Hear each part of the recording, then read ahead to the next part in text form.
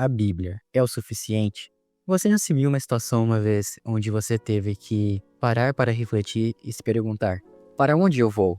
O que eu vou fazer diante disso?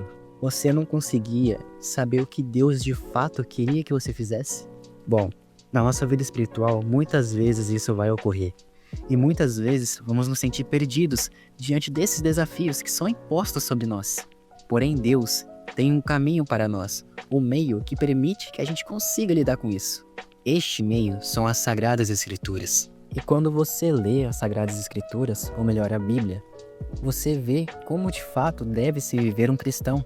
Como de fato você tem comunhão com Cristo. Como de fato você encontra uma saída em situações que parecem impossíveis. E neste vídeo eu quero abordar justamente isso. A Bíblia é o suficiente para a nossa fé? Apenas ela é o necessário para termos uma vida plena em comunhão com Cristo?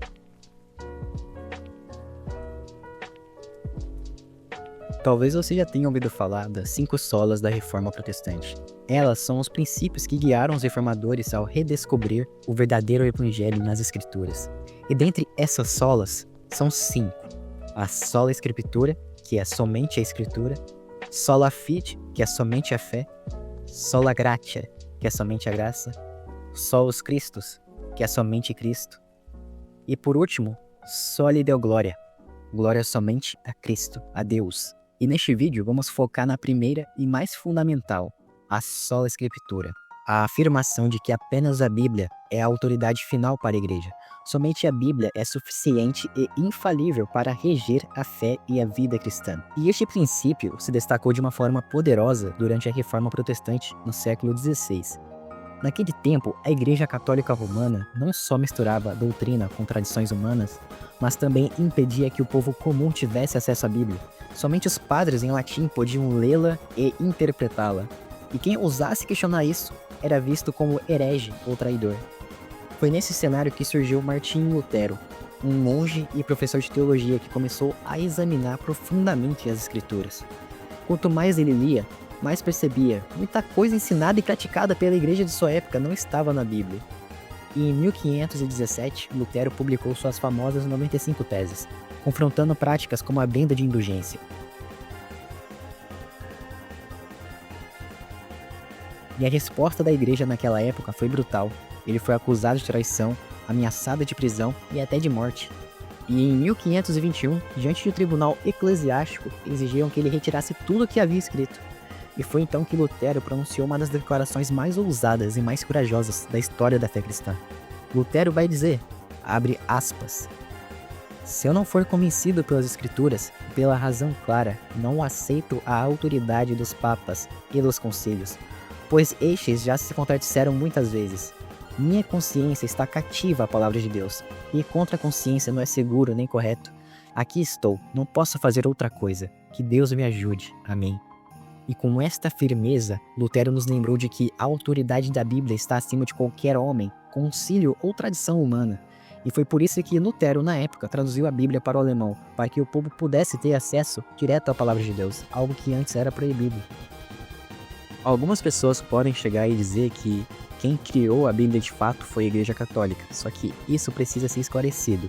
É verdade que o canon, ou seja, a lista oficial dos livros inspirados, foi reconhecido formalmente nos concílios do século IV, mas reconhecido não é o mesmo que criado.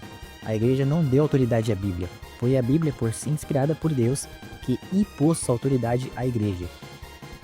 A Igreja primitiva apenas reconheceu os livros que já eram usados pelos apóstolos e os cristãos desde o primeiro século. É como João Batista, que reconheceu Jesus como Messias. Ele não criou o Messias, mas apenas apontou para ele. Da mesma forma, os concílios reconheceram o que já era Escritura.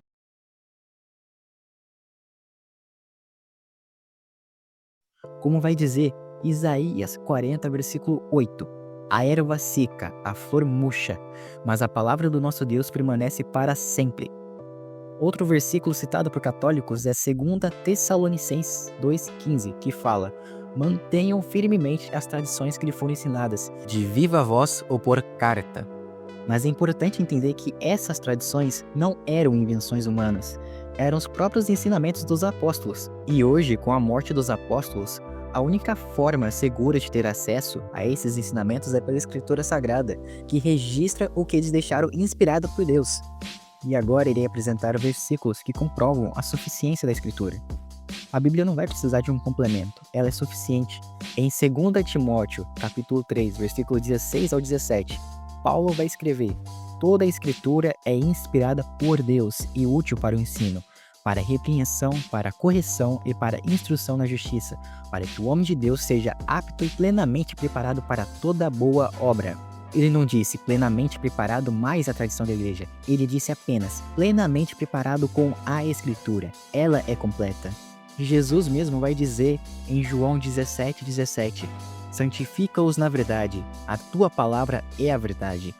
Em Salmo 19, versículo 7, afirma, a lei do Senhor é perfeita e restaura a alma. Não disse que ela é parcialmente útil, mas perfeita. E é por isso que, no próximo trecho do vídeo, vamos entender por que nenhuma tradição humana pode substituir essa palavra viva e eterna de Deus. É muito importante entender algo fundamental. Nem toda tradição religiosa é errada ou ruim em si mesma. Algumas podem ter valor histórico, cultural e até emocional. O grande perigo está em colocar essas tradições acima ou até mesmo no mesmo nível da palavra de Deus.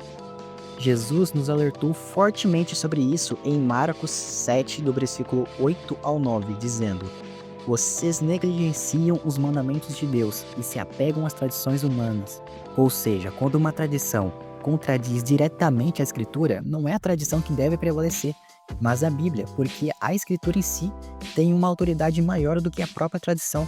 Agora vamos para alguns exemplos concretos de tradições humanas que contrariam a Bíblia. Na Idade Média, a Igreja Católica Romana vendia indulgências prometendo perdão dos pecados em troca de dinheiro. Mas o que vai dizer a Bíblia? Efésios 2:8-9 diz claramente que somos salvos pela graça, mediante a fé, e não por obras ou pagamento. Pois vocês são salvos pela graça, por meio da fé, e isto não vem de vocês, é dom de Deus, não por obras, para que ninguém se glorie. Outro exemplo forte é o conceito de venerar imagens e santos para receber bênçãos ou intercessões. E embora muitos pratiquem isso sinceramente, a Bíblia nos alerta diretamente em Êxodo 24:5, que não devemos fazer imagens para adorá-las ou venerá-las, porque somente Deus deve ser adorado e buscado em oração. A própria tradição católica de chamar Maria de corredentora, intercessora e rainha dos céus vai diretamente contra 1 Timóteo capítulo 2, versículo 5, que afirma claramente, porque há um só Deus e um só mediador entre Deus e os homens, Jesus Cristo, o homem. Só Jesus é o nosso mediador. E repare bem, no grego, a palavra mediador vai significar ponte, ou seja, Jesus é uma ponte entre Deus e os homens. Não tem como Maria ser outra ponte, porque a única ponte já está afirmada, que é Jesus Cristo. Nenhuma tradição humana pode mudar isso. Agora vamos para algo mais profundo. Como a Bíblia pode interpretar ela mesma? Talvez você já tenha ouvido alguém citar 2 Pedro, capítulo 1, versículo 20, que vai dizer: nenhuma profecia da Escritura provém de interpretação particular. Alguns católicos usam isso para afirmar que apenas a igreja institucionalizada pode interpretar a Bíblia. Mas veja bem, este versículo não está dizendo que só algumas pessoas especiais podem entender as Escrituras. Pelo contrário, o contexto desse texto fala que nenhuma profecia veio da vontade do homem, mas sim do Espírito Santo inspirando os profetas. E se você for analisar 2 Pedro, capítulo 1, versículo 20, de fato, se fosse apenas isso escrito, estaria correta a interpretação de que ninguém pode interpretar senão o magistério da igreja. A questão é que isto é um versículo isolado, porque quando você pega 2 Pedro, capítulo 1, versículo 21, vai estar escrito: porque a profecia nunca foi produzida por vontade de homem algum, mas os santos de Deus falaram inspirados pelo Espírito Santo. Ou seja, neste capítulo em si, Pedro não está falando da nossa interpretação espiritual, mas está deixando claro a origem da profecia. Ele está dizendo que a Bíblia não veio de interpretações humanas, mas do próprio Deus. Ou seja, isso não impede alguém de chegar a interpretar as Escrituras, mas está dizendo que a origem das Escrituras veio de Deus. Então, quando alguém chegar e dizer, você não pode interpretar a Bíblia sozinho, porque 2 Pedro, capítulo 1, versículo 20 proíbe, é só ler o verso seguinte, porque isso é um erro de leitura, de interpretação. É um erro tão básico que as pessoas apenas olham um versículo isolado e pensam que é assim.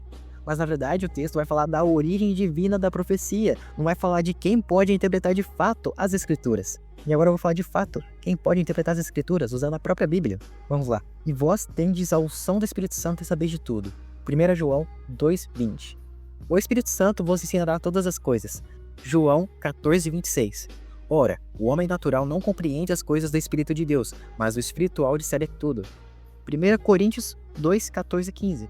Esses textos mostram que todos os crentes que têm Espírito Santo podem entender a palavra de Deus. A Bíblia não foi feita para ficar trancada em um castelo religioso. Ela é luz para todo aquele que crê. Aí os católicos podem argumentar que apenas a igreja pode interpretar a Bíblia. Então eu vou perguntar, mas e quando a igreja interpretou errado?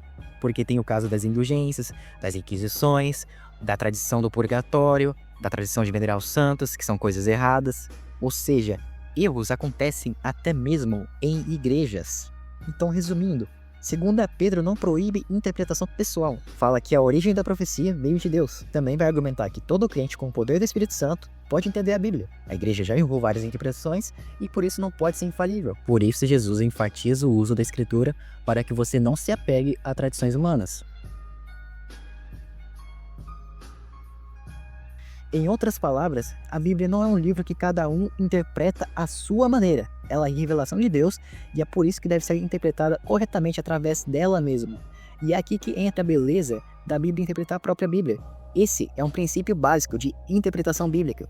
Se você encontra um versículo difícil, procure entender seu contexto. Veja que outros textos da Bíblia dizem sobre aquele assunto.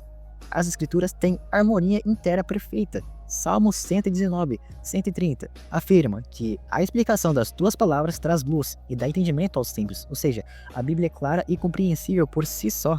E agora, novamente, eu retorno a uma questão. Por que a Bíblia é suficiente? Por que afirmamos isso? A própria palavra vai dizer isso com clareza, quando citamos 2 Timóteo 3, 16 e 17, que já foi citada neste vídeo, que toda a Escritura é suficiente e inspirada por Deus, para o ensino e para a repreensão. Paulo aqui dá ênfase apenas à Escritura, ele não fala que tradições são necessárias para poder ensinar algo sobre Deus. Ou seja, a Bíblia não precisa de uma autoridade extra para confirmá-la, porque ela é a própria autoridade máxima. Outro texto que é essencial é Atos 17, versículo 11, que mostra como cristãos de Bereia lidavam com a pregação. Eles ouviam a mensagem com atenção, mas depois examinavam diariamente as Escrituras para confirmar se tudo aquilo que eles ouviram era verdade. Veja bem, eles não buscavam confirmações em tradições ou líderes religiosos. A única autoridade que eles consideravam era definitivamente as Escrituras. Portanto, precisamos lembrar sempre, tradições humanas podem falhar, podem mudar e até mesmo contradizer a palavra de Deus. Por outro lado, a Bíblia é perfeita, ela é permanente, inspirada e totalmente suficiente. Como Jesus diz em Mateus 24, versículo 35, passará o céu e a terra, mas as minhas palavras jamais passarão. Precisamos confiar integralmente na palavra eterna de Deus, a única autoridade perfeita que guia plenamente a nossa vida. Bom, chegamos à última parte do vídeo. Aqui já não há muito o que dizer, mas eu vou dizer o básico. Como podemos aplicar a Bíblia na nossa vida diária? O Salmo 119, versículo 105 vai afirmar: Lâmpada para os meus pés é a tua palavra e luz para o meu caminho. Isso significa que a Bíblia não serve apenas para momentos religiosos específicos. Ela ilumina cada decisão da nossa vida, seja nos relacionamentos, trabalho, ética ou na nossa fé diária. Agora, vamos imaginar um conflito comum, como uma briga entre amigos.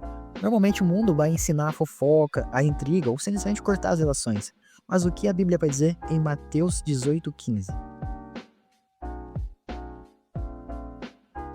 Somos ensinados a buscar o amigo em particular, esclarecer tudo em amor e respeito e buscar sempre a reconciliação.